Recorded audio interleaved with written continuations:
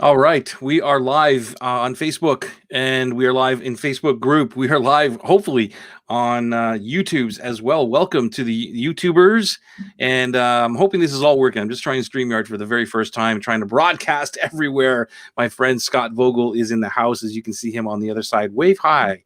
There you go. And where's your buddy, man? We haven't seen your buddy in a little while. Can we bring him up? Bob Michaels. Bob Michaels, he's always in the house. Always in the house, my friend. How you doing today? I'm doing exceptionally well today, Joey. Thanks for asking. That's awesome. A powerful day for us today. Good. How about you? How's it going with you? Excellent day too, man. We had a great coaching group today in the right marketing thing. A lot of great breakthroughs. I love seeing that when the eyes light up, and I get it, when that thing happens. So that's really cool, which kind of relates to what we're talking about here, not about marketing copy really, but in terms of understanding your customers and getting feedback from your customers, learning from your customers, your market, so you can improve your business and all your products. And that's what we're talking about today. If you're here, by the way, live, I see some people live. Thank you for being here live. Let us know you're here in the comments. I'm going to be messing around with this. Thank you for the love and the thumbs up. Let us know you're here. Give us some questions regarding your business in the topic that we're talking about, or anything that relates to marketing and business growth, because we're pretty good at jumping around into your life and helping you out, trying to solve problems for you. Let's see here. So let's talk about this, man. We learn a lot about our market, learn about how to build our business based on the feedback that, hey, Susan, good to see you. Thanks for being here. Hello from BC, Facebook user. I don't know who you are. It's Veronica Hiffendahl. Oh, awesome. Thank you. I think you got to give StreamYard the thumbs up to use your name so we could see it. But thank you for being here. Lori's here, Lori Anderson. So you're seeing it from the Facebook side? I am seeing it from the Facebook side. Very cool, because I can only see it from, here's what StreamYard shows me. Nice to be here. Spend all day working on my copy bank. Love it. Don't know who that is. But I see Susan Taylor in StreamYard. I do, yeah. So Veronica is showing up as a Facebook user in StreamYard, and she's showing up in Facebook as herself. Right. So you got to give StreamYard, I guess, the permissions to use your name. That's why I can't see them on this side, who is giving us these awesome comments. But thank you for giving us props on the copy bank. We had a lot of great breakthroughs on that copy bank thing. What's a copy bank? The copy bank. Yes, you know what the copy bank is, but I love the feed. The copy bank is where you store all the great information and market language from your market, so you could write it, use it in your copy. How do you learn about this copy bank? It's like we scripted this whole thing. How am I going to lead people over to the right marketing copy thing? No, it's not what we're here to do. Here's my script right here. So, dude, let's talk a little bit about learning from the market and why it is so important, and what we mean by learning from the market, because we've had a couple of instances that have happened over the last couple of weeks, and it happens, I guess, every week almost, but ones that have kind of popped out at us, and we take it as learning experiences, which is where we want to lead this conversation today. So you want to pick up on anything or give us some insight on that? Yeah. I do. Thank you, Joey. I'll just wait, because last time I was, I don't want to overstep. Go ahead. Okay. The floor is yours. You and I have been playing this copy game and playing this marketing game. And I think one of the biggest mistakes I see in copy, in emails, in web pages, in landing pages, in chocolate, or whatever you call the first value thingy step. Gift.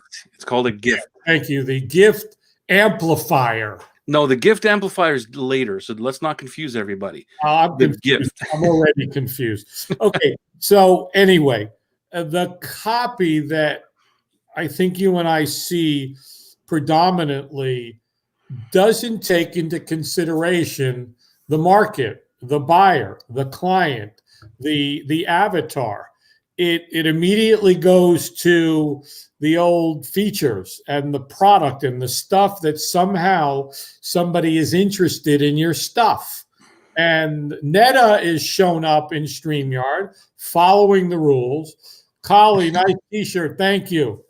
Wow, this is cool. People all over the place, bro. Isn't it great?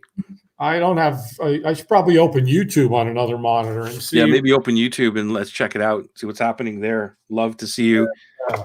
I can only see the Facebook side here. I don't know if I have to click something to go and see if for YouTube or not. I don't know. Just getting used to this. What's your thing on YouTube? Let me see here. View on YouTube. Let me view a broadcast. Anyway, to continue while you're finding the YouTube link is... It's recommending that I don't look at it while I'm broadcasting live, so I don't want to mess anything up. Well, what is your YouTube channel, just so I know? It should be just under my name, Joey Ragona. Oh. I think it's under Strategic Business Academy, Joey Ragona thingy. I don't even know myself. Just search my name and you'll get it. Strategic Business Academy. No, I don't want that. I want Joey Ragona on YouTube. Go to YouTube and type in my name. Not on the Googles. Not on the Googles. There's Joey. All right. Are we live? Learning from your market live. I wonder what happens if I click on it. There's Joey. Wow. Right. Are we live? Learning from your market. So now we've got echoes all over the place. As everybody's watching us live, just mess with the software. No, Netta, this is actually StreamYard, what I'm doing. And Ecamm, I'm going to use hopefully next week to broadcast through StreamYard. I'm just messing around with this software. The only reason we're using it, StreamYard, is so we can go to multiple places at one time, which is cool. And that's what I want, because we need to get Scott out to more people. Yeah, and Joey, like, you need like a couple of more platforms, because I got you here on Facebook, I got you here on StreamYard, and I got you here on YouTube, and I'd love to have you surround Joey. So Joey, well, so you there's two on Facebook, on my Facebook page and on the Facebook group, so you can have another monitor and open up another one there. I'm good. How about we get back to the topic? Yeah, why don't we? Yeah, let's stop making it about you, and let's talk about and making it about right marketing copy, a niche blueprint, strategic marketing club, and all the things we're really here to talk about is learning from your market and your customer. Again, we go back to the club formula, and we look at the dream client, and we look at how do we find out about them, and how do we learn about them, and we were just talking before the call in going and finding a place or places to interact with them, to learn from them, to learn about them, to find out what they're saying, what their struggles, their pain, their frustrations, their aspirations, what are the emotions that they're experiencing, because nothing else makes any bit of difference until we figure that stuff out. Right. Until we really learn from the market and the client, the buyer, the person. And there are two different things there that we're talking about. The market is one, and the client, the prospect, whatever you want to call them, is the other one. And right. What languaging they're using, where are they hanging out? What are they saying? What are they doing? And before anybody builds a course or writes copy or builds a landing page or whatever you call the thingy where they get the gift and then get other stuff in the process. What is the thing called that once you get the gift? What the journey, is that the acceptable vernacular of the club these days, Joseph? Well, it depends on what you're looking at. You're looking at, if you're looking at a tripwire, or you're looking at whatever your vocabulary is. Tripwire, we can't talk about that. We don't want to say any of that. We're trying to change that whole vocabulary. Yeah, tripwire is you kill people. Yeah, it's crazy. This is a heart-centered universe, and there is one person that's watching but maybe that's me on YouTube. So maybe it's you. Yeah, we got one viewer on YouTube. All right, we're gonna grow that like crazy. Next week it'll be 2. let me like it at least. So you got one. Thank you so much. Yay! And it's like So let me interject here for a second about this, because I want to take it down another route here to what we were talking about this week in terms of learning from the market is really from the customers and or the prospects when they give us feedback, right? And so a lot of times we'll talk about we might get negative feedback from a customer or from a prospect or whatever, objections. And I know that there are some people who take that as a bad thing. Like they don't know what they're talking about. They should know this, they should know that. And I've been down this route a few times where, even with the right marketing copy, we were talking about that, where the customers, I expected them to know what was going on, and I didn't really communicate it well enough. And I found that in this one particular instance, they said, listen, by class number 4 was when I kind of really grasped what was going on.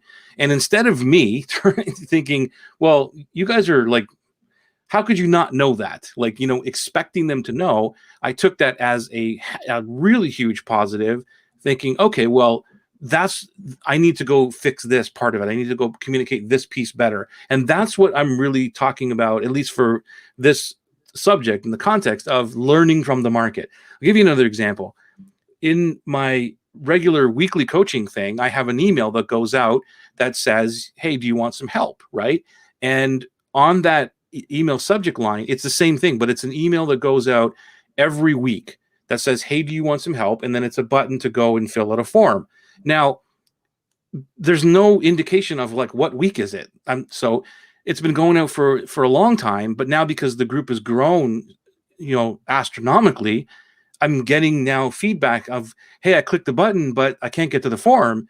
And I'm like, well, did you click the right form? And, and it's not their fault because the subject line doesn't indicate it. The email, I don't even think the email indicated the date, but I'm pretty sure it did.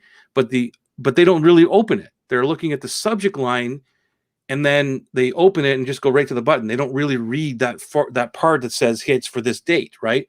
So it's my fault. And again, this is part of learning from your market to get better to serve them. And all it did was take someone or maybe 1 or 2 people to knock me in the head and for me to turn around and say, oh, wait a second, maybe I should put the date in the actual subject line too, right?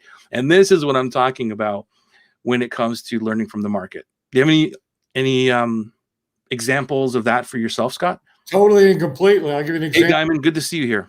Diamond's here, and Ned has said, right, lots of people struggle with sugar and cravings, but I don't want to work at the mall. Exactly. Wow, look how fast you got that up, Joey. I didn't even finish reading it, and you had it up there with your super duper fancy techno StreamYard duck Facebook thingy. So today I was creating another offer that we're going to send out because I woke up and why not send out an offer? Create something and send it out. But so specifically when on the page after they've made on the sales page, I tell them when you fill out the form, you're going to get an email, and that email is from this with the subject line this. Now, after they make their purchase and they go to the welcome page, on the welcome page, there's a video that shows them exactly what they're going to get, where to get it, how to go look for it, and that they're going to get this link and to go find it. And in detail, I show them exactly what's going to happen. And people still say, I didn't get the link. I couldn't find it. And so it's making sure, and I've got a client that is sending me things constantly, and people basically are saying, I signed up for your program. I can't figure out how to use it. And he's like, well, it's real easy. You log in and that. Well, it's not real easy. Right. Unless you make it. I do videos of everything. Right. Well, when I go through the sales process, I say, when you click the button below, most people are just like, click the button to buy my stuff. And then that's it. Instead, I learned this from Perry Belcher of Digital Marketer Labs, which I don't even know if he's still with them. Anyway. No, I don't think so. Yeah, I think he was just, yes. So what I learned was, and used to on Copy Jumpstarter, the page for that software, it's when you click the button below, here's the page you're going to go to, and you're going to fill in your information. When you click the next button, you're going to go to this page, and you're going to see this. And when you finish that, you're going to go here. Because to expect everybody to know your exact process, and every shopping cart's different and every purchase process is different, and then when they're done, it's like, and here's where you're going to log in, and here's how you're going to find your stuff, and here's where you click on this in order to get the download links, and here's where you go to get the tutorials. And then we don't stop there. The email sequences. Well, but how do you know all that, Scott? That's what I'm trying to get at, is how, like, what do you do to find all that information out? Like, this is your process, but I want to help people to understand why you are now at that spot. Okay, I'm at that spot because of reading emails from talking to our buyers who said, I can't find the link. I can't access the post. I can't find the downloads. I don't know where. And my thought is, well, I sent you the link. They didn't get the link. So I have to make sure that not only do I send it to them, but I do a video showing it and why and how. It's because over the months of interacting with them, a small group of people, interacting with a small group to learn exactly, so that when we go after the large group of people, that we don't get emails that say, I want a refund because I can't figure out how to use what you just sold me. Right, right. I sent this to a client today. What would happen if we actually spend time teaching our market how to consume what they just bought?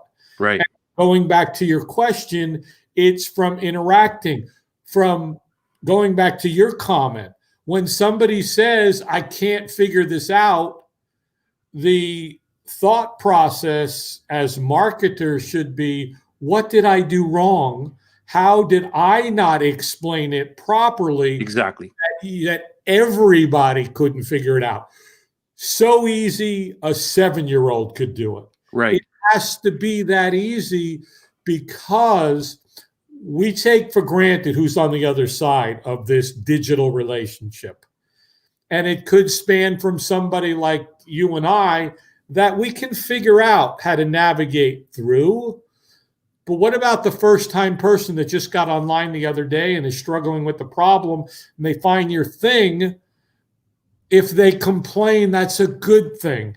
Yeah, it's the whole mindset of looking at a complaint or something where I've seen before, and even myself back in the day might think, well, are you an idiot? Like, it's right in front of you, like it's right, and no longer have, I shifted way out of that and thinking, wait, this is an opportunity for me to grow, to make my process better, like you just explained. Because when somebody actually takes the time to reach out and said, hey, this, I don't get this, or this is not working, or whatever, there's like 1,000 other people who have the same thing. That person is just being able, they're the voice of that audience, right? And so I take it as a huge positive that now I know how to fix something that nobody's ever told me before, right? And Veronica, the question that you're asking is a great one. The feedback they give you, we do surveys. Like, I'll send out a survey, but I don't do them like all the time. I don't think surveys are the best option all the time. The way that I communicate with my audience is like a real human conversation, and sending them to a survey to me is very corporate thingy. It's like, hey, go fill this thing out and whatever. So I try to stay away personally from me. I'm not saying don't do them. So the answer is that I do ask why they didn't do something, or how I can help them, or something like that. Even with the right marketing copy, this cohort now, I sent out a survey, or I guess an email, if you want to call it, before the cohort started, to say, what is it that you would consider a success by the end of this thing, to make sure that I was on the right track of what they expected. And that's how I approach it. What about you, Scott? I don't like surveys. Right. And the reason I don't like surveys is I don't believe that people know really what they want. Right. And if you ask a child what they want for dinner and you surveyed 100 kids, they'd say ice cream and cookies for dinner. Right. It is a That's true. survey. So would you go then serve ice cream and cookies to the kids? No. It proven. They've done surveys over the years with, there was a survey done with coffee. There was a survey done with tomato products. And basically, you know, when you ask people their opinion in a survey, that's one thing. I don't think, but if you ask where they're at, depends on the survey. If you just say, like I said, if you ask kids what they want, survey would say ice cream and cookies. So, Netta said, I found that I get better feedback without a survey, like on our Q&A by email. Exactly. Exactly right. I agree. Assessments are a better way. Where are you at in your copywriting journey? Have you written copy before? What's your experience with copy? Those, as Netta says. Well, that's the same thing as a survey, though, man. Like, you can take it both ways. An assessment, the thing with surveys, it depends on how, and assessments and surveys, the same thing, right? It's how are they designed? And most surveys or assessments, or whichever you want to call it, are not designed in the right way. And here's why. Depending on what you want to do. Now, if you want to segment people and say, here's the thing, here are the categories that you can choose from because I want to segment you, that's not what I'm talking about, okay? I'm talking about getting actual data. Now, if you take it in that, talking about, be specific.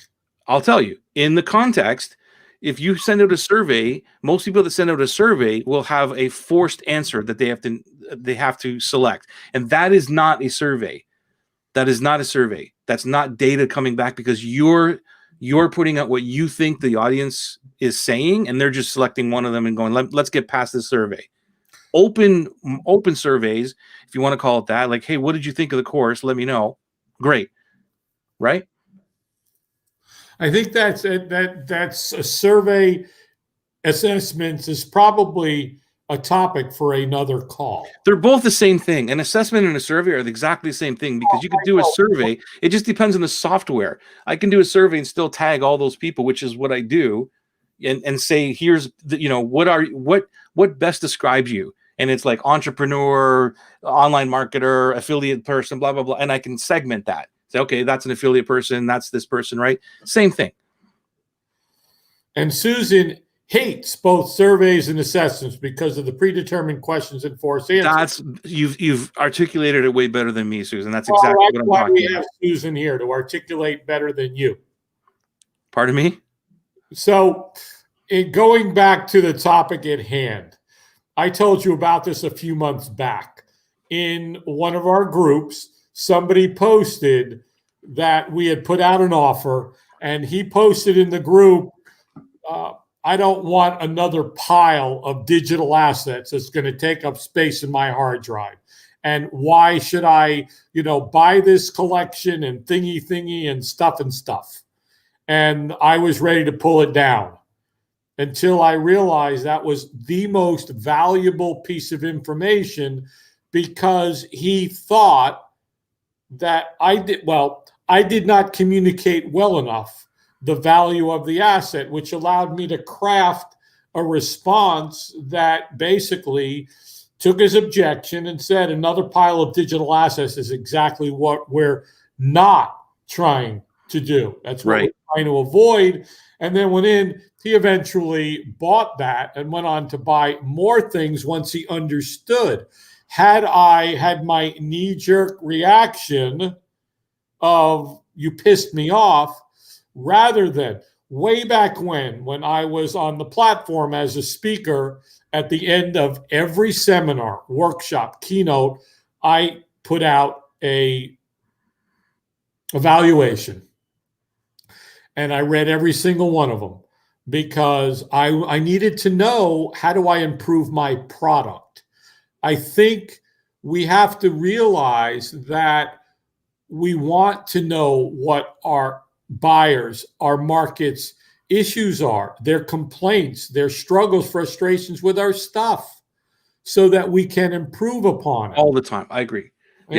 I don't think that Petra should be forgiven for being late, even though she's saying that she was swiping copy for her homework. I think that's playing to the teacher, Joey. Love you, Petra. That's awesome. You're doing that. You know, it's true, Scott. Even when I have my masterminds, I have my end of day mastermind survey thing, but it's all open questions. What was your favorite subject? What can I do to improve this? What did you learn from the experience? Blah, blah, blah. It's very open questions. And it's amazing how, first of all, they all fill it out, and it's not forced at all. It's not a forced survey. And even when I do any of my courses, they sometimes on the automation piece, because I use Kajabi, which is awesome for that, and somebody will go through and watch a module and click the I'm done, or go to the next module thingy, I'm complete. That's the one I'm looking for. They complete, and it'll send off an automation that sends an email that says, hey, Scott, kind of noticed you just finished module number 1. What'd you think? That's it. Like, it's just that simple. And you either respond or you don't. You're not. And when you do respond, you might just say something like, thought it was great. Thanks. Looking for the next one. Or you might give me what Dean Jackson calls the love letter. This is awesome because da da da da da da da, right? And that is like how you learn from the market. That's a little bit more in the market. I guess the market, grabbing data from the market. It's really the mindset shift that I want to really focus on today as much as possible, because you and I both see it out there that people are like, the market's an idiot. They're a goofball. They should understand this. They should. Well, no, they shouldn't. It's our job to communicate as best as possible. And there's always something that we're missing because we are inside the picture. We can't see the picture frame. They do. They're experiencing it. And so when they ask questions, that's telling us that we are not doing our job the right way, or the best as we can do it. I'll give you an example. Currently, we launched a program a month or so ago that we did live calls. We had people come on, and our developer music dude taught people how to add music to their videos. And in that call, in the training, one of the biggest challenges they faced was, this is too difficult. Even though it's simple, we don't have the ability. How can we add music to short videos? This is great if I've got a 2-minute video, a 3-minute video, and I got all this stuff. And how do I add music to a short video? And my business partner in that company and developer, he was like, no, we're not doing music tracks for short videos. It just, anyway, as an experiment, not even relating to this was by accident, we had engaged somebody to create some new music tracks for our software. And a couple of days ago, he went in and started playing with them, and he was like, oh my God, these things are perfect for short videos. And I myself struggled with finding a great piece of music for a 20-second video. And we discovered that these tracks were the solution to a problem they were having. Now, had we stayed with his attitude of like, no, we're not going to do those because that's not what these things were designed for, we looked at these and said, oh my God, here is the market learning from the market and the buyer exactly what they want. But at the same time, though, he didn't want to give the market what they wanted. You just happened to stumble upon something that was already created. Well, we that talked fit what the market wanted, right? Talked about doing it in the future. Okay. But it sounds to me like he's like, no, I'm not going to go do that. Well, it was not then and there. We talked about it that we were going to do it down the road. So we did listen. We didn't respond immediately because it wasn't a priority. We just happened to have stumbled upon a product we had built for us that perfectly fit. Which, yeah, it kind of aligned. The universe gave you something that was there and it aligned. And I mean, this is an important thing, Scott, because, there are two sides of this. One is that, you have people who will say something in regards, let's use yours example, that I don't like the way that this software works, or I can't do this. I wish that you could do this, right? And you see it even in Kajabi. There's like a million things that they want Kajabi to do. You can only do so much at a certain time. So there's a part of it where, okay, well, do we listen to that and go change it or not, right? And so, but then there's the other side of it, that if you hear enough of it, which is the key, that's when you go in and adapt. Do you agree? Disagree? No, I agree. It's kind of like way back when in the restaurant days. If one person asked for something, it was like, that's wonderful. When right. people asked for something, it was like, we better put this thing on the menu. Right. It's the same way. If one person asked for this thing, it was like, but if a percentage of our market, of our base of people ask for something, then we better consider doing it. And yeah, Monica's, it's great, stumbling revelations, but you have to be open enough to see those when they're coming. When, I had an email we talked about offline, and email this week or last week or something, it was for, again, the Right Marketing Copy course thing, and a person asking me quite a few questions back and forth about the thing and objections and whatever. And instead of me taking it like, this is just pissing me off, why should I answer all these questions? I'm wasting my time. He's never going to buy it, blah, blah, blah. It was, again, just looking at stumbling over the revelations, like, hey, maybe I didn't communicate the promise as best as I could, or whatever. And it gives me other areas of opportunity to look at, yeah, you know what? I did this part of it right, because what they're asking about does not fit. This product that I have does not fit. So that gives me more validation that part of the marketing was right, but the other part was wrong. And so that's how I love those type of things, where before it was like, I'm just going to ignore these emails. Let me get to somebody else and look for buyers or whatever it is. I think that these are the biggest opportunities when somebody has that time to communicate back and forth with you. I know we were having a conversation before we went stream, Yard, Face, Twitter, Live, Book, Tube thingy. And it's Stream Twitty.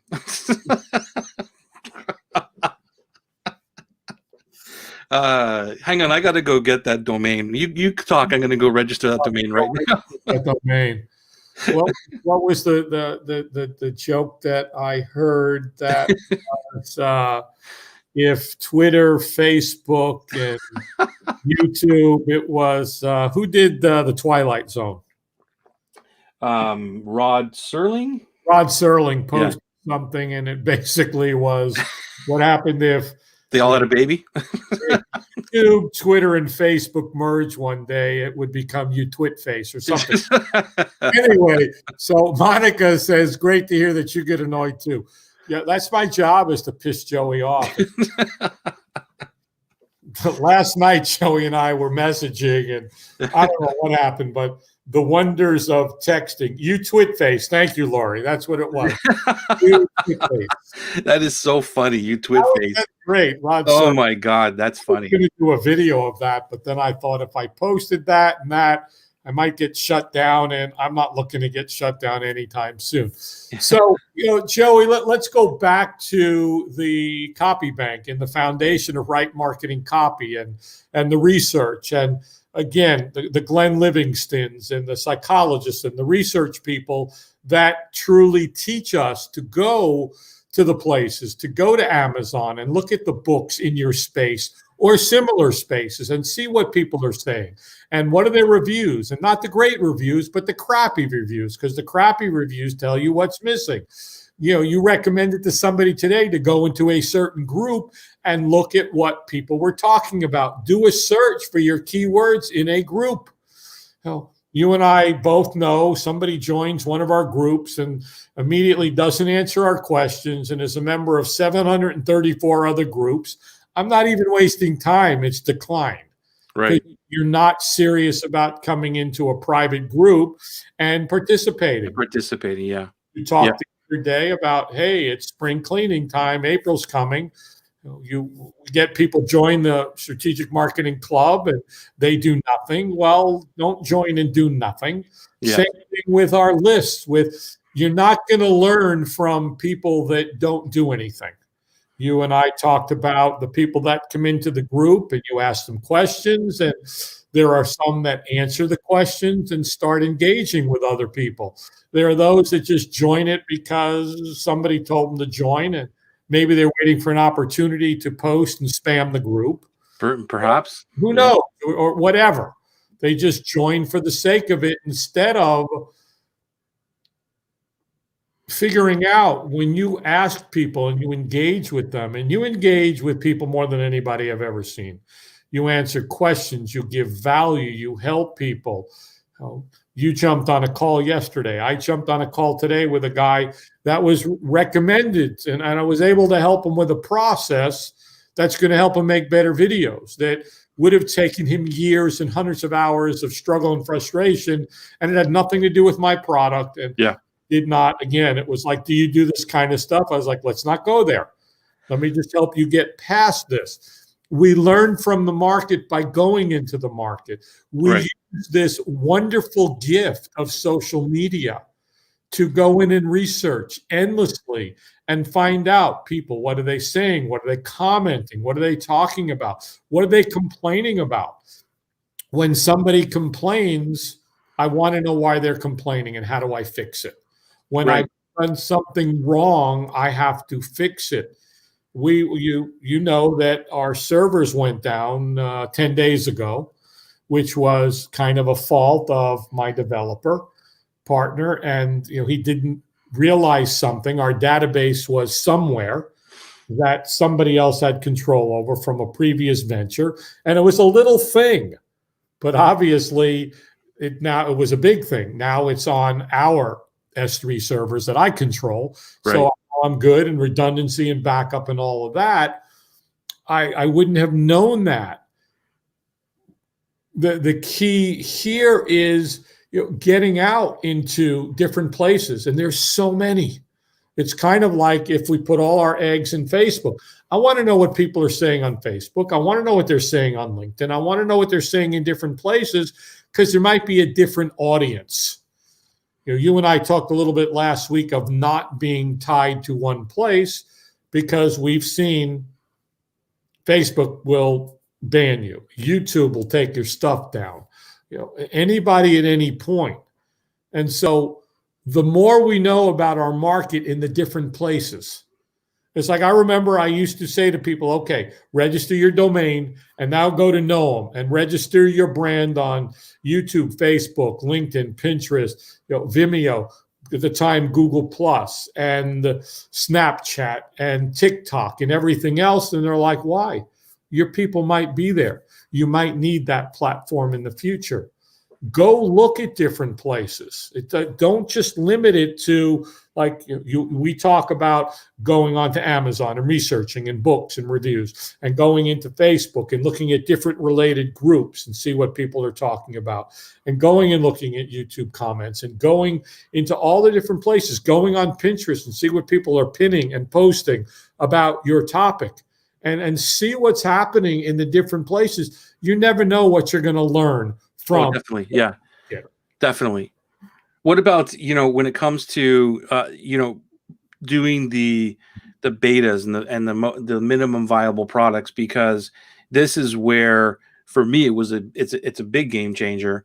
And I know that I get a lot of, I shouldn't say a lot, but there's enough of questions where somebody will ask, how many people do I need in a group to do this and all this stuff? And for me, it was, hey, look, if like 2 people show up, I'm still doing it. Yeah. Maybe I'll even do it with 1. I don't know. But like 2 for me is like the kind of minimum. And you might look at that, and somebody might, by listening to this, might think like, why would you do a group thing? You spend all this money or this product launch thingy or whatever, and you get 2 people out of it. It's because of what we're talking about. It's because of that interaction, at least for me. And that now I've got 2 people that I've got their full attention for however long that beta thing is. let's call it 4 weeks, and I've got these two people, this attention that I could speak to one-on-one, get their feedback, watch them go through the process, see where they struggle, see the snags, see where it breaks, all these things that I'm learning from the market. Here, let's go. I'm going to take it another step and completely go off the rail for a second and associate it with copy, which is still the same thing. But let's look. You and I both know this. Where you have to be on the rail to go off the rail. we were on the rail. Now we're off the rail. I was talking about you personally. Yeah, it's true. Yeah, I have to be on the rail first. Okay, just checking. Go. When you write copy, one of the things that we know is read it out loud, right? You write your copy, you read it out loud. Okay. Another big secret to know where your copy struggles is to give it to somebody else and have them read it back to you. So when they struggle, you're like, why did they struggle at that point? Which means you need to fix the copy.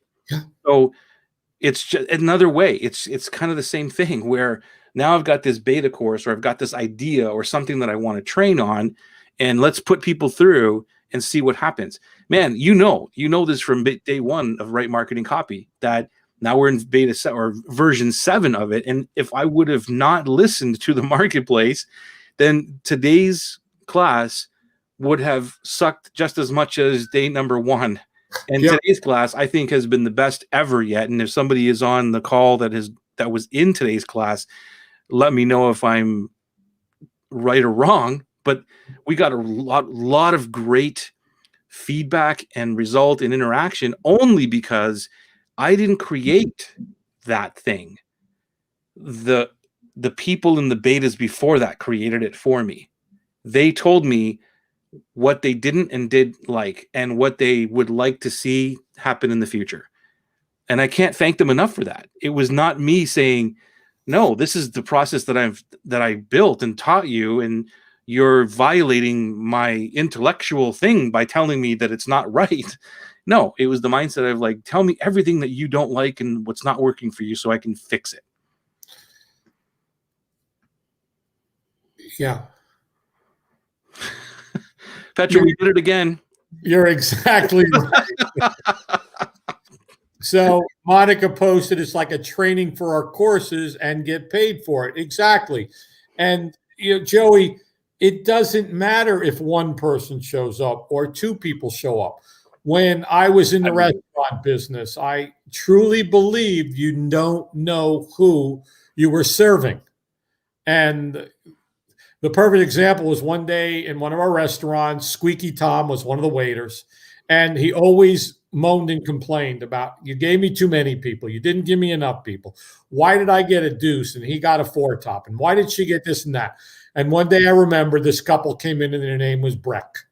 And it were 2 people, and he sat at them and he came in bitching. Why did Long story short, at the end of the day, it was Breck from Breck Shampoo. And you just don't know who you're helping. Yeah. You could go, the relationships you and I developed in this digital relationship world economy, we don't go out to develop relationships for a reason. What if you help somebody, one person or 2 people over that 4-week period of time, and you change the life of one person? Right. And their life becomes amazing because you help them. Does there have to be anything more than that? Do we have to go to the economic engine of, well, maybe they'll know 1,000 people and they'll put us on our show? No. What if you just, going back to our heart-centeredness, then we prove that our course is good, that our product is good. When we started our software, we had alpha testers. There were 5 of them that told us, who were experienced users. 5 of them. For months, they told us what was right, what was wrong. And then we ended up with a beta group. And now we have hundreds of users and ready to go to thousands of users, because we started with 5 people who we hand selected to use and help and tell us what was wrong every step of the way. So that today I was able to write a sales letter, read it out. It was read out loud. It was edited. It was read out loud. It was edited. I then read it out loud again, and the things that just didn't flow were fixed, and then take it to strangers. I was reading a book, 57 Big Ideas by Ken McCarthy, and he talked about one of the great copywriters of all time, marketers. He would go to the grocery store, say, read my copy, tell me what you think.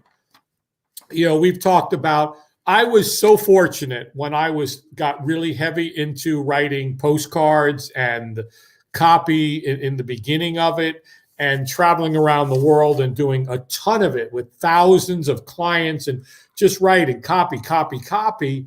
And my son at the time was 12 years old, 6th grade, which was the ideal reading level. Yeah. I say, hey, Scotty, read this. What does it mean? He go, I don't know, Dad. Copy wasn't any good. Right. If he read it and it was like, oh, Dad, you get this, this, and this, it'd be like, that's great copy. That's right. So we learn this because, and Joey, you've gotten so good at this, in taking what you and I will look at, an email somebody sends you or a comment somebody did. One day a few weeks ago, I was like, I'm going to write copy for you, Joey. I went into the group and I looked at a particular post, and I just went through, I skimmed it, and I took everything, and literally in 10 minutes, I had written a piece of copy that was everything that your market had said to you, right, in response to a question you asked, which you could defend as a survey. Netta said, yes, many people told me, by the way, Joey, this looks beautiful. This particular lower third here with Netta's picture, and of course the Facebook logo and her name at the top and the white, it really looks pretty. So you're doing such a beautiful job, Joey, of your It ain't me, it's all StreamYard. Give all the credit to them. Many people told me I've changed their lives. It's so gratifying. It is, Netta. Congratulations. That's why we do what we do. And that's really, you talked about a whole bunch of stuff there, Scott, and I want to really emphasize the fact that when you are a heart-centered entrepreneur and you are out there to change lives and build the business, make money, and all that stuff to further the mission, but it's when you have that mindset of, hey, listen, I just did this launch thing and only 2 people bought thing, and you wanted to make 20 people, you wanted to make 200 people, and only 2 people bought.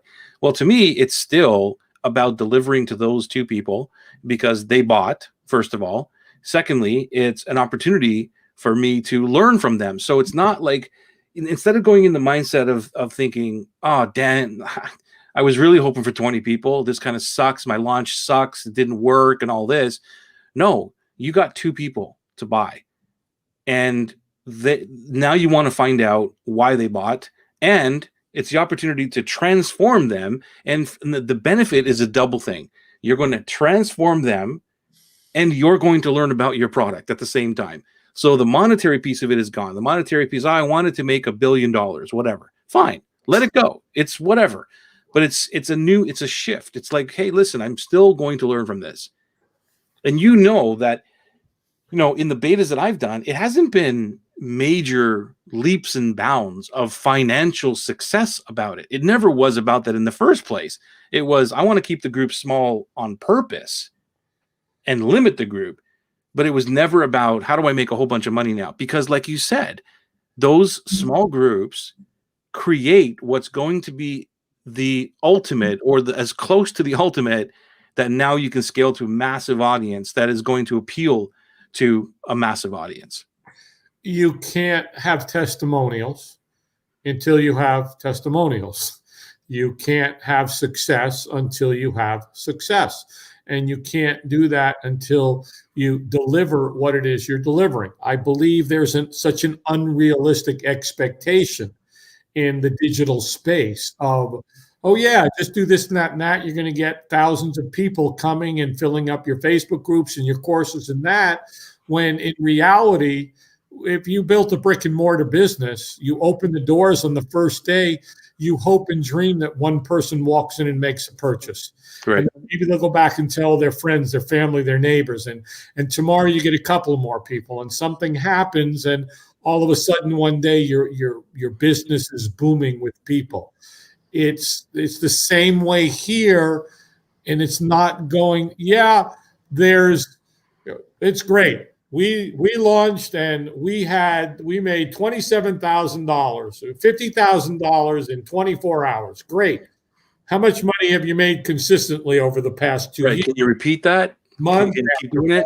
month after month. Great. And give me the backstory behind it. Did you have a big fish? Did you have a whale that had a list of 1,000 people that you'll never see that again? What'd you do next? What'd you follow up with? And Netta says here, I keep a Google Doc of what my avatars say. I copy and paste what words and expressions they use, and then copy it over in my copy and SEO.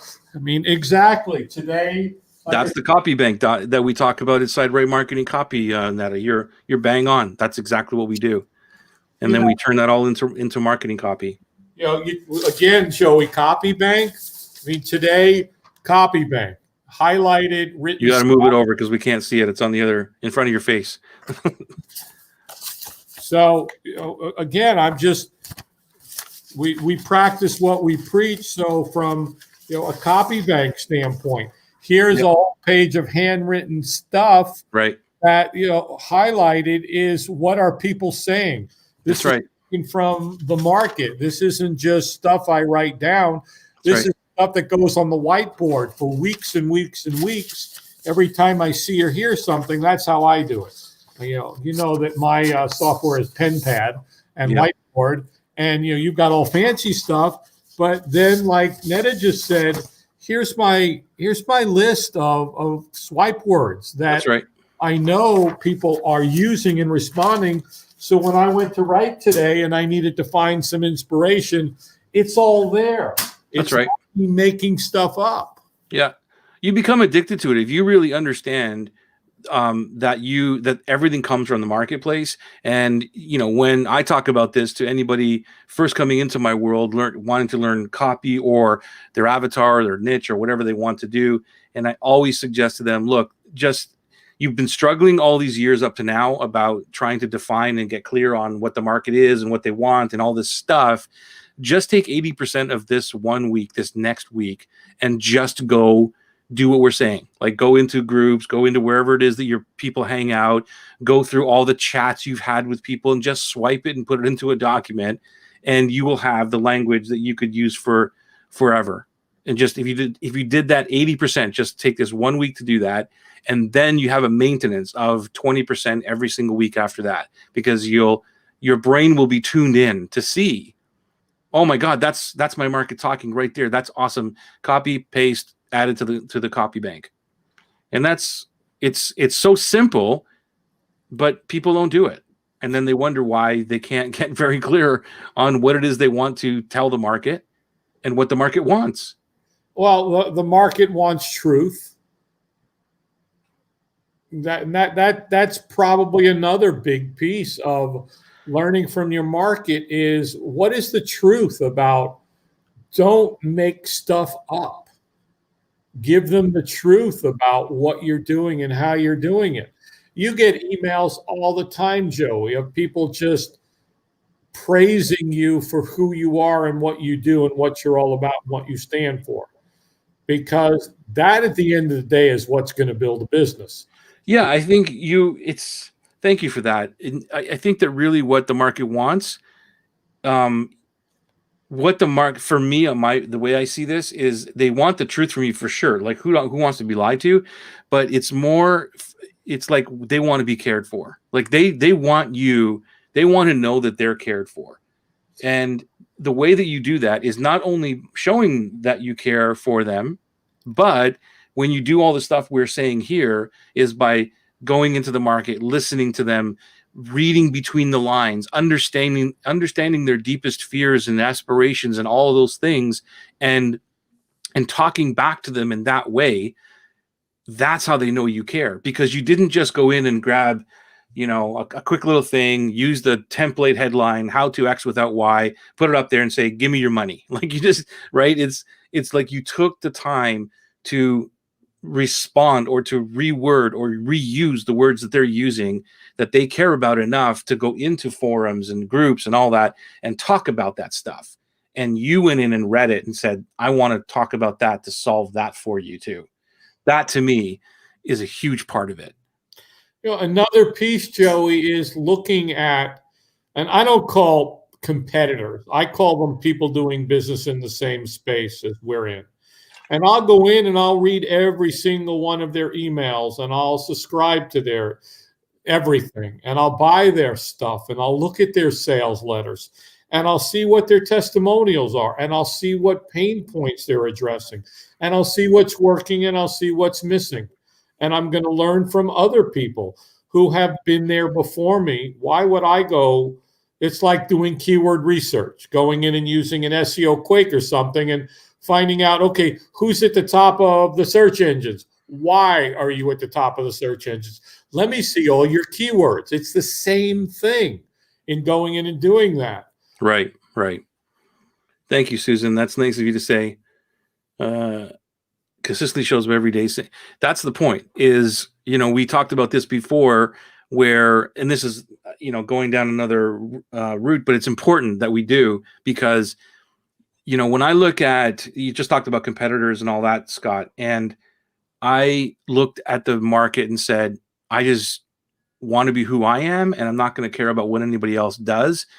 That, and even, so this goes back to, it kind of goes back to when I first got into business and I learned from my dad, and my dad always had people, there would be people at our dinner table almost every day. And I'm growing up and I'm like, who are these people? And then I realized after I grew up that, that they were customers. They were people that he worked with that would be, and so my dad always had this, this relationship with customers who were also friends, and they would come over on Saturdays and jump in the pool with us, and they'd bring their families and stuff, and they would be customers.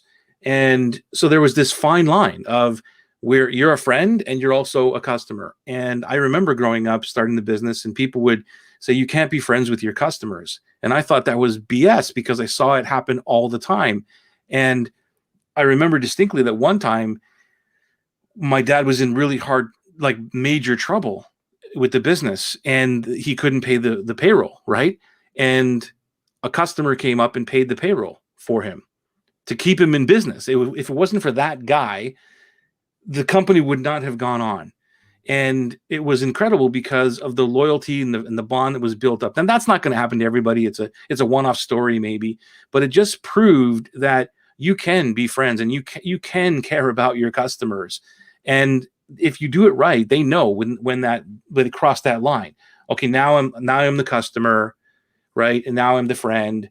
But it doesn't mean that when they cross into the customer that you treat them like a number on a list and you treat them just that they're a name or something. No, there's still a person on the other end of that email. There's still a person on the other end of that text that is a human being with feelings and everything else. And if you just have that mindset and care about that individual conversation going on at this moment in time, and not saying, hey, dude, here's a script. Can you just go into LinkedIn and go find all these people with this thing, with this keyword, and just blast them with this, and we'll just play the numbers game and shoot for the whole deck. Let's see what happens. It's a completely different vibe. And that is why I believe that, Susan just mentioned that comment. So thank you very much for that, Susan. But what do you think, Scott?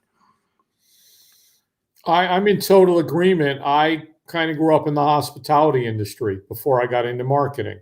And hospitality is all about, when I see the word customer, I kind of like, when I say tripwire, yeah, your customer, I kind of feel the same way. Yeah. Because to me, they're a guest, and I always learn to treat people with the respect and hospitality as if they were a visitor in my own home. And it didn't matter. I loved serving people.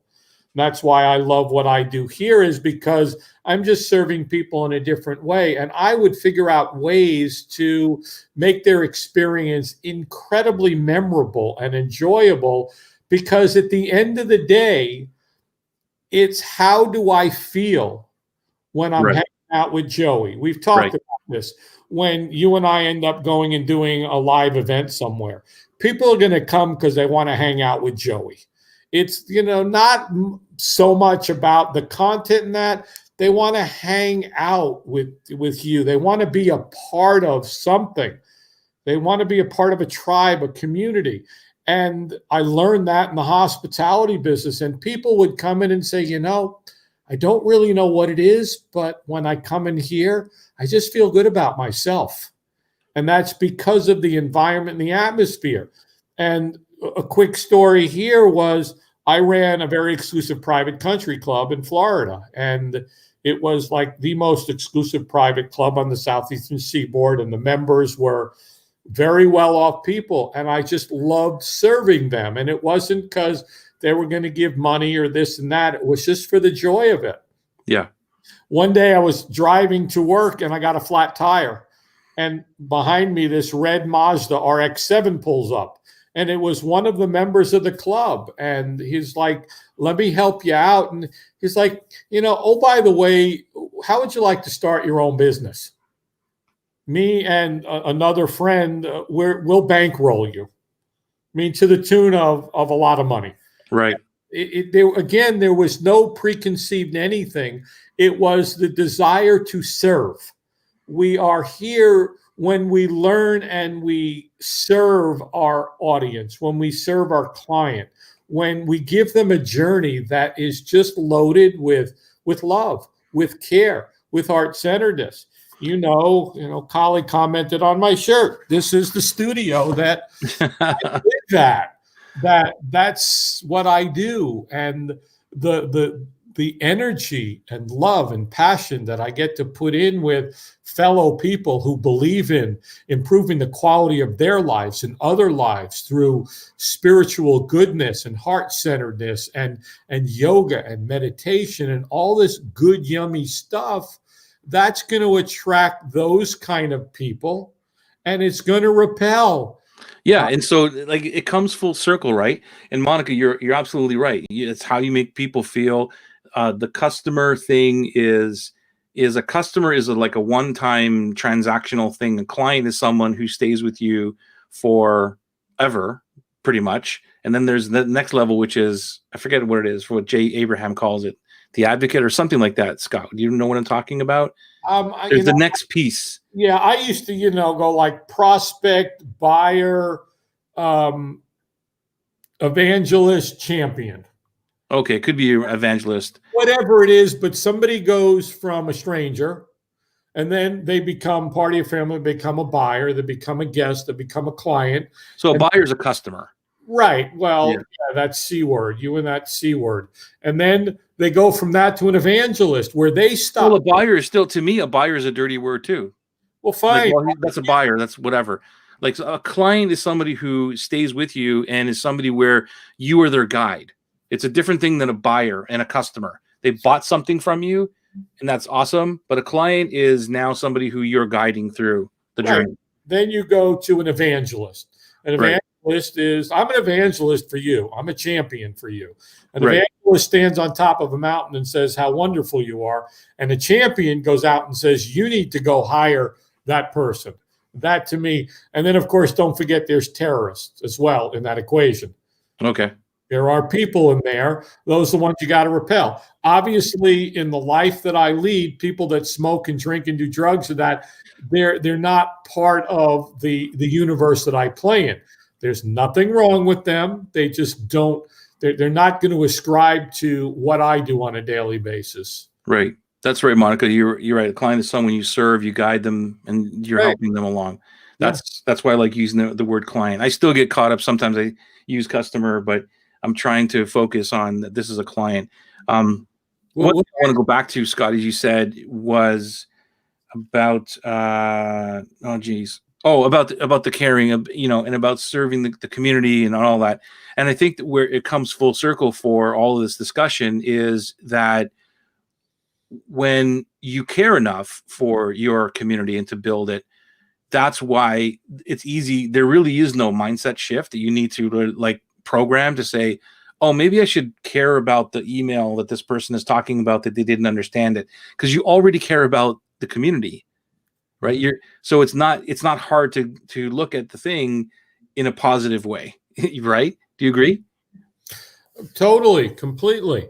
And you just said something there is, caring about the community. And I see a lot of people go, well, I don't have a list and I don't have anything. Well, nobody started with a list. Nobody started with anything. The greats of the greats started with one person, like you talked about earlier. You serve one. Yeah, you start with one. You serve a couple. And then eventually over time, you get some more people. And so what? You have one person in your group. Although that's one person that you get to give amazing value to. Yeah.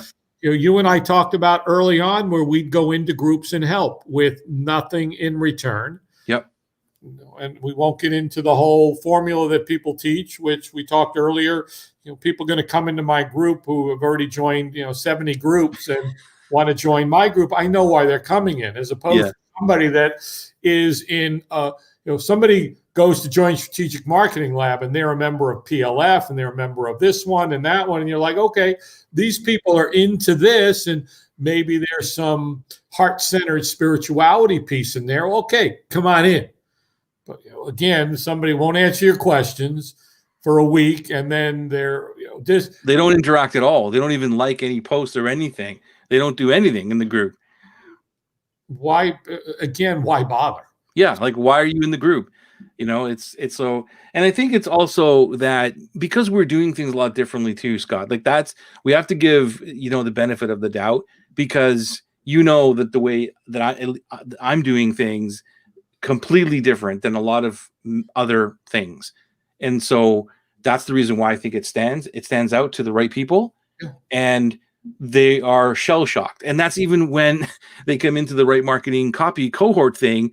They were shell shocked because it was like by, class number 4, it was like, oh, I finally got that this is like, you're here live and we're supposed to do stuff. And I'm not just sitting here watching a presentation and I'm supposed to take notes and what. No. Yep. And it was like, oh, okay, well, maybe I should start communicating that a little bit better. Right. Because I'm, thinking that just by saying this is going to be different, that would be enough. And that was not enough. Right. Give me $9.97, log into the portal, download the worksheets and watch the first video. And next week we'll release the next video and the next video and download the stuff and do your homework. And maybe we'll get on and do a call once in a while. So here's the question for our listeners, Joey. We've been talking about learning from your market and your clients. So my question to those here, what do you learn? What have you learned? Earlier, Petra said that she was doing research. So what did you learn? Susan, I know you're doing amazing things out there. What have you learned? Netta, Monica, anybody, what have you learned from your market, from your audience? Where have you learned it from? What can you contribute to this that we might not have? Veronica, Lori, Kali, whoever is in here, and anybody else who is watching the replay, because Joey in his sleep listens to. So, and thank you for being here live. Thank you for being here on the replay. Let us know that we're doing a great job by hitting the like button or the love button, letting Facebook and the YouTubes know now that we're doing an awesome job so we can get out to more people. So that's what your interaction helps us do, so we can talk to more people and just help them with their business. So that would be awesome. Well, we have a comment from a Facebook user in Duck StreamYard. Cool. Who actually is Glenn Santa. And Glenn, you got to give us permission to put your name in on the screen there, buddy. He didn't read the thing that you didn't post well enough and explain to your tribe on what they needed to do. Right. It's my fault. It's always our fault. When you care and your clients or list know you care, the boundaries and barriers drop until one side stops caring. The more you continue to care, the more everyone grows. And that is brilliantly said, Glenn, because when you develop that relationship with your tribe, there's a mutual respect there. and they know, like Joey, your emails. I told you today, a dear friend, colleague of mine prints your emails out and he puts them in a binder because you provide value, you care. Then you make recommendations on what somebody should do, and they know you can deliver it. If you say, you know what, I really think you should get into Right Marketing Copy or Niche Blueprint, or you should join the club, it's not to monetize them. Right. It's because you know that that recommendation is going to help them. That's right. You understand their needs and concerns. Yep. And thank you for that comment, Glenn, because, and Glenn, to give him a little bit of a plug too, we're talking about what, this whole learning from the market. I had a chance to talk with Glenn personally, and again, I was all ears. It was like, even though I did a lot of the talking like I normally do, but I was still all ears. And I wish I could have even recorded the conversation, because it was a huge learning experience to see from another's perspective, how they perceive, how they see it, and how it aligns and what I'm trying to do and all this. And it's just great. And so I'm always ears to the ground, learning. What is my market saying? What are they thinking? What are they saying? It's more about now, because of the community that's built. And here's the thing I want to go back to, which is really important, because I ignored this for years. My dear friend Giovanni told me this many years ago, that you need to build the tribe first. And I knew that conceptually. I said, yes, I understand that, but I need to make money first, right? I need to make some money. And there's an argument to that if you're totally struggling, that you have to have some kind of income. But it was the shift of that. I guess it was the actual action. It wasn't a shift. It was more about taking the action on the thing that I already knew. So I was fighting against it for many, many years. And then when I took action on it, everything changed. So all I'm saying is I want to share that with everybody who watches this, that is the secret. However you want to take that, it's build the community first. It's build the tribe. And that tribe begins with one person. One person. And here we are later. You know this, Scott, because you've been through this with me. You've seen it grow, right, from the ground up, and where we are. Okay, so Joey, you've got that one, but there was one before that from Collie, who said, you both are amazing. So much tried and true here. I don't see any of that. She's not coming through on StreamYard. Well, that's because it's in Facebook. Yeah, it still should be on here. I don't know why it's not coming through, but anyway. What does her say? What does she say? I just want to get these in order. You both are amazing. So much tried and true here. Love your values, vision, and mission, and how you serve. And that is only one reason I am here. Thank you, Collie. Oh, thank you, Collie. And Joey, I'm going to let you read this one, because I'm going to go give some love to a bunch of the posts here while you read this one, if you wouldn't mind. Thank you. Susan says, I have changed in how I view my learning about my client. I have made the mistake that I knew everything and I didn't need to review that belief. I was really wrong about that, because several marketing failures led me to look at what went wrong and what I missed. And behold, I was surprised that I didn't catch how superficial I was. My client is actually much deeper in their feelings. Despite their secrecy about it, it was really an epiphany for me. So thank you for sharing that, Susan. I know much about you because you are a dear, dear friend and client. And I'm glad you're sharing this with the world, because they need to hear that it's always about learning more and more about your customers and your clients, I should say.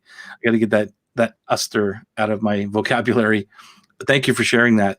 And then the Facebook user, I don't know who you are because I can't see your name on this side.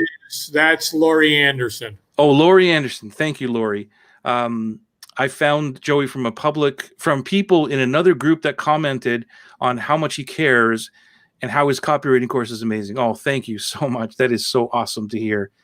From my first communication with him, I knew I was in the right place. Thank you so much. Love you for that. That is awesome. And that's what I mean by by building the community, by caring about people. Eventually other people tell other people that, hey, this guy really does give a crap about us, and it's funny because that was one of the very first comments, and I still have that comment from one of my very first customers or clients back in the day before this whole shift of club marketing and all that. And she sent it to me, and it was a text that she sent to her friend and said, I just joined this thing, and believe it or not, it's really true. He does do this thing. And the other person, and they were being like us, Scott, they're being she was being sarcastic to her. Really? Are you kidding me? It's like, this is not an internet marketer thingy. Like, no, it's crazy. You got to see this, really for real. And I still have that text. And that was about 4 years ago. And so I'm telling you that, people that are watching this is how you do it. So thank you so much. It's not your fault if they don't read in the blue link. They are just not accustomed to the announcement and they didn't pay attention. It's like driving your car every day, same route. Yeah. So if you can just click that little link on top of this post, you should be able to get your name on the screen, and I can see it on this side. Scott can see it because he's watching the Facebook feed. This group is like a breath of fresh air. I can breathe and just be, because Joey leads that way and Scott is the same. Thank you, Monica. Thank you so much. We love you, Monica. It's Appreciate funny, you. Joey, because I asked everybody to post on how they learn from their market, and they're just telling you how amazing you are, Joey. Well, it's both of us, bro. I mean, I learn from the people who I surround myself with. It's not all me. It's really about, who's the customer that I want to, who's the client I want to hang out with, and the people around me. I learn from osmosis, from watching you, and you have such an amazing heart and all this. And that, like the people I just told you about, Giovanni's been telling me this for years and years and years, and just the community that is around us. And when I was in the wrong community, it wasn't just, I shouldn't say really wrong. It was wrong for me. It wasn't aligned with what I was really wanting to do. And that put me down the wrong paths. And I struggled to build the business. And I'm living proof of this. I really want to share with everybody, because I'm an open book. And Scott, you know this, that if you ask me a question, I don't hide anything. Like, I tell you everything. Yeah. There's no secrets. And I even tell you exactly what I'm doing as I'm doing it. You know, like if I'm selling you something, I'm telling you, then I'm telling you how I'm selling it to you and all this other stuff. Because I want you to learn. I want people to learn, because our market is, we're B2B. Like, we're dealing, at least I am, you're dealing more to B2C as well, right? So I'm more B2B. So I want people to understand what I'm doing, to help them further their business. So this is important to me to share all of this stuff with you, because I've been through it and I understand where you are. So if you're struggling, it's because it's about the tribe first. I can't put it any simpler. You show up consistently, nonstop. You osmosize knowledge at an incredible rate, and you know how to serve. You are a true heart-centered, caring, loving, genuine individual. And when we started doing this thing a couple of weeks ago, hey, by the way, high five, buddy. Number 60 today. Number 60. Joey, when we first started doing this, it was kind of you and me. And we just showed up every week, and we had a couple of people here and there, and over time, and it's the same thing for everybody out there. You put yourself out there, and eventually people are going to come. Build it and they will come. The studio here is celebrating its 5 years ago today. The owner opened this studio with the feeling that build it and they will come. And now there's this community of the most incredible human beings. Yeah. And the same thing, you built this and you didn't stop no matter what. Yeah. And it's funny, because when people ask about what is the secret to doing it and all that, I love the fact that it is easy for me to tell somebody what the secret is, because They went through it. Okay. And there's many of them on this call right now live, and I appreciate and love you. And you've seen me do this and answer your questions this way by throwing it back to you and say, well, why did you show up here? How did you end up here? And why do you trust me? Or why did you buy that? And they'll answer, and I'll say, well, that's the secret. Yeah. How did you feel all the way through? Did you ever feel as though I pressured you? Did you ever feel this? Did you ever feel that? And the answers are all no. And I say, well, go do that to your tribe the same way. Yeah. And so it's the best way to really show somebody what the secret is when they've already been through it, and say, remember all that? That's the reason why. Yeah. And you can go do the same thing. And that's, to me, is like awesome. So I want to thank everybody for being here and trusting us and being here live. And we have some great advocates here who show up every single week and wait for us to show up. And we love you for that. And thank you so much for that, because that's awesome. And we love to serve and answer your questions and be here and support and share stories and laugh and make fun of Scott, because we can shut him up every once in a while. So another thing, Joey, to learn from your market, I've talked about this a couple of times, is go interview some people. Just go interview. So, hey, I'm writing an article for a blog. I'm writing an article for a magazine. I'm writing a book on blah, blah, blah. And just go say, what are the 3 biggest challenges you're facing in your business, in your industry, in your life right now? And what would you do to solve it? That alone will give you so much insight into your market and your client and your people by just asking them questions like that, getting on a call. Because a survey is one thing, but if I'm on with you and it's like, okay, Joey, so what's the biggest challenge you're having right now? And you say this, I'll say, well, okay, where's the trailer for the show? Actually, I had 2 different designers create one for Mr. Ragona here, and he just kind of like, poo-pooed it. Like, yeah, that's fine. Thanks, Scott. Where is it? Did you ever send it to me? Where is Maybe it? You sent it on Messenger. Come on. Put it in the group. I had custom things designed. I paid thousands of dollars to have people toil endlessly for hours to create a trailer for the show with a branded look with Joey's face and his picture and him doing somersaults with his chin thing hand. I gotta go find that now. Now I feel bad. I'm teasing. I'm not really, but so there was one, Petra. It was an animated video that Joey could customize, but he chose to go find his schlocky GIFs and make stuff up from Facebook and God, care about me or anything. Now we've opened a can of whoop ass. Oh yeah. There was something, man, I was going to say something now, and now you threw me off. Good. Accomplished what I set out to do. Right. It'll come. See, now that's the ADD kicking in. I don't know what's going to happen. I was talking about interviewing people. Oh, right. Yeah. Okay, so here's here's another extension of that, where if you are, again, helping people and caring about helping people, a great way to even extend that so it helps both of you is, instead of just surveying, what you do is you help somebody and say, hey, Scott, listen, whatever, let me get on a Zoom call with you and help you with this thingy. And when you get on, you have, there's always that rapport building, what's going on, like, where are you from, whatever, and say, listen, whatever, help the person. And like you, Scott, like, normally they're going to say something like, well, what do you do? Or whatever it is. And instead of going down that path, you can say, listen, you know how you could really help me?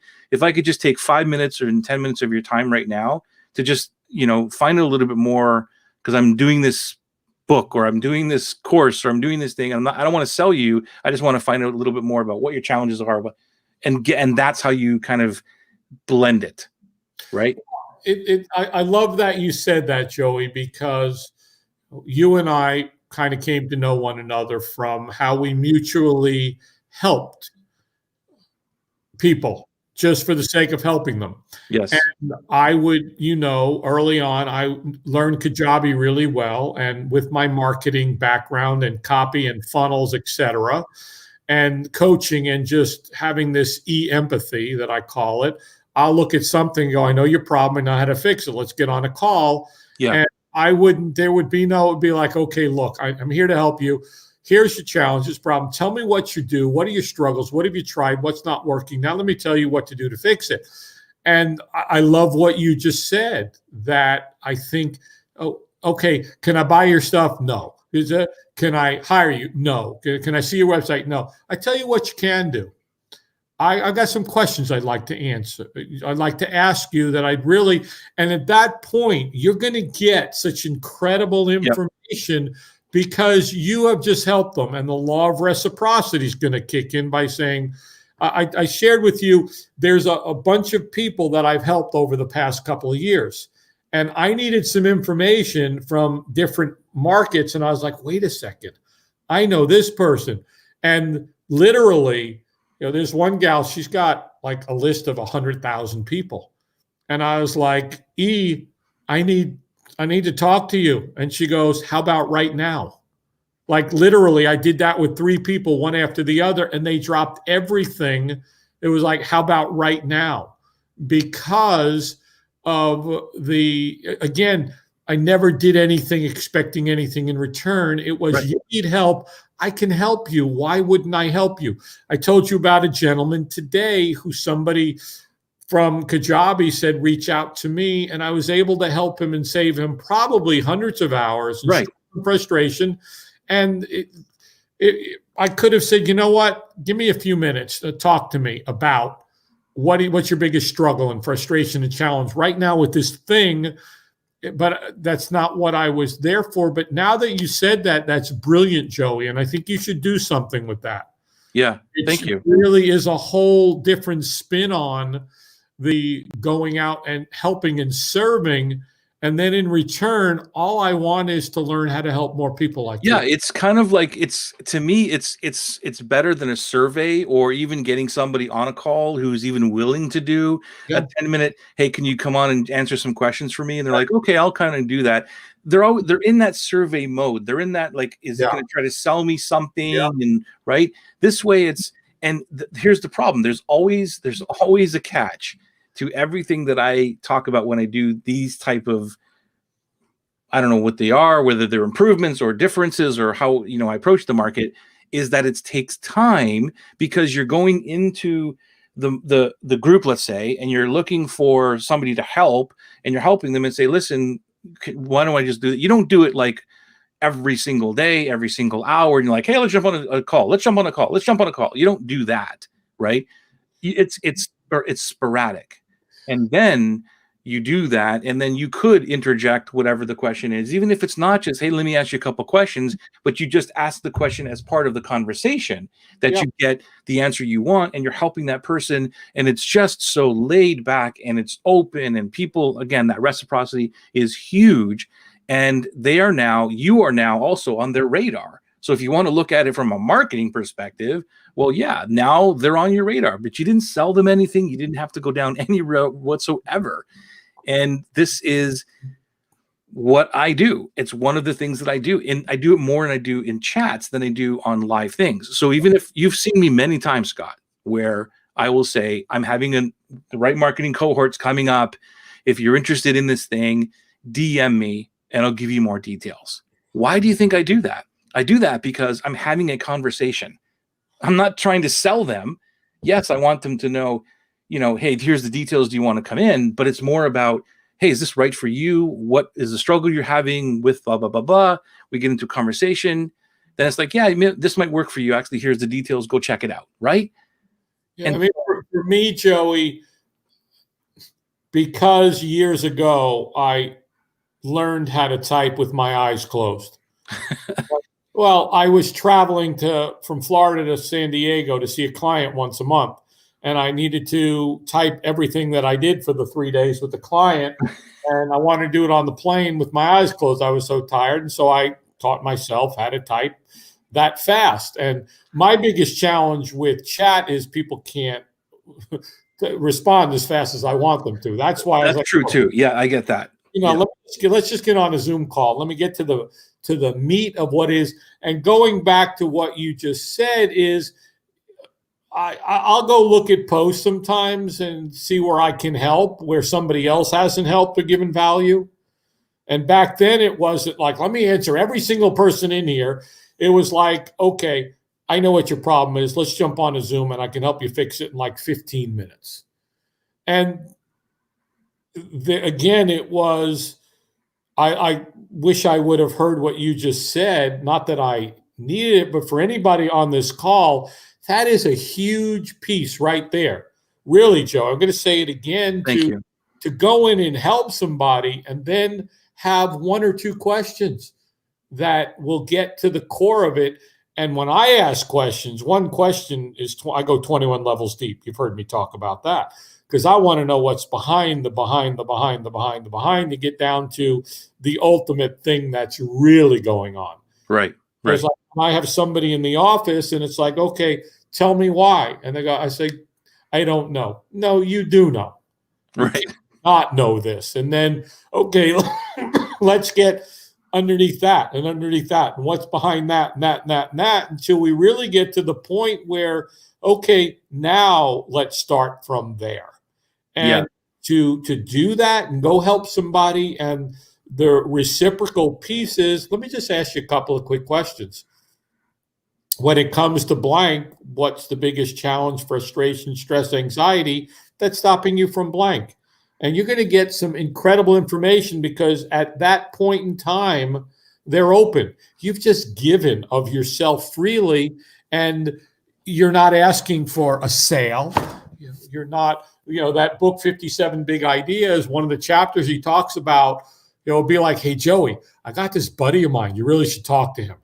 And it's like, okay, Scott, I'll talk to him. And so you get on a call and you talk to him. It's like, God, this is going great. And then all of a sudden, after an hour, it starts to go into hey, Joey, I got this really cool thing. And I think it could help you grow your business. And it's a pro. And you're like, oh, crap, here we go. Right. We just crossed the line. Right. Into, this was a great conversation to really. Yeah, exactly. Telling me now.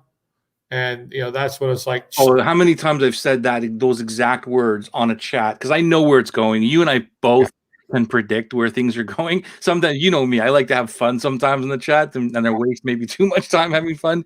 But we get to that point, and I know it, and I say the exact thing. I go, really? You're actually trying to pitch me now? It's so funny, but it's that reciprocity piece. Going back to that, dude. Yeah. It's like I can't see anybody saying, look, I gotta go. Like you just helped me fix this thing. I don't want to answer any of your questions. I got a jet, right? They're not going to do that. It's the Cialdini thing. You've given and you've inputted goodwill into their bank account. Yeah. And said, look, I just want to ask you one question before you go. Is that cool? Even if they don't ask you anything, they're going to say at least thank you. And if they don't say something like, so what do you do? Or whatever that is, you could still be that person to say, hey, just before you go, can I ask you like one question? Because whatever. And they're like, yeah, sure. They're not going to say no. They're going to give you an answer, and you might have another half-hour conversation. Who knows? And Joey, that really could, again, I'm going to jump back onto, I said it twice now, that could be a huge strategy. And I don't want to use the word strategy. I know. But it is. What we do and how we do it to learn from your market is to go into a Facebook group and go help somebody.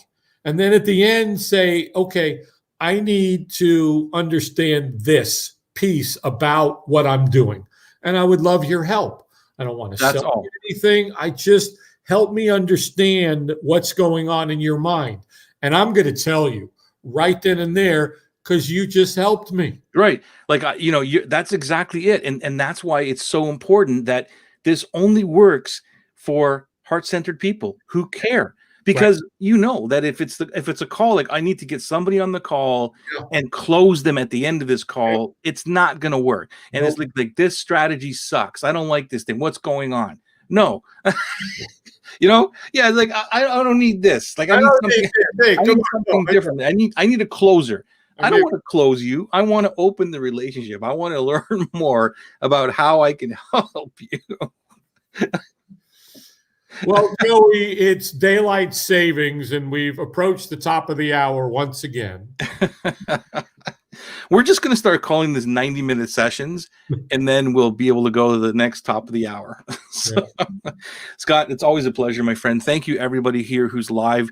We love you for being here. Thank you for being here and answering the questions, giving us love on Facebook, the thumbs up and the hearts and all that. And I appreciate you. And for anybody watching on the replays, thank you so much. And if you can, share this with your tribe as well. Hit the share button and share it with your tribe. That would be awesome too, because we want to get out to more people. Joey, first of all, Susan says, I am your champion, Uncle Joey. Love you, Susan. Second, we just doubled our viewers on YouTube. All right. Hey, YouTubers. Here's 2 people now. I'm loving it. We see that? We have just doubled. We're already on the scale up. We've doubled it. Now we just have to, Susan's, I don't know, who knows where it's coming from. Thank you, Monica. It's great stuff. So, yeah, excellent. You got, all right. You got 1.48 thousand subscribers on YouTube? I don't know. Do I? That's awesome. What it says. That's pretty cool. What's 1.48K? I don't know. That's too difficult for me. I think it's 1,400.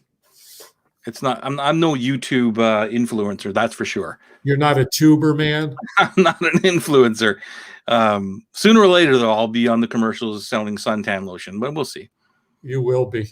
All right, my friend. Have a great night. Thank you, everybody. Again, we'll see you again next Tuesday at 7 o'clock. Thank you, Monica. Thank you, Susan. Thank you, Petra. Thank you, Glenn. Thank you, Lori. Thank you, Collie. Thank you, Veronica. Thank you, Lori. Thank you, everybody. Yes, thank you. Joey. Appreciate you.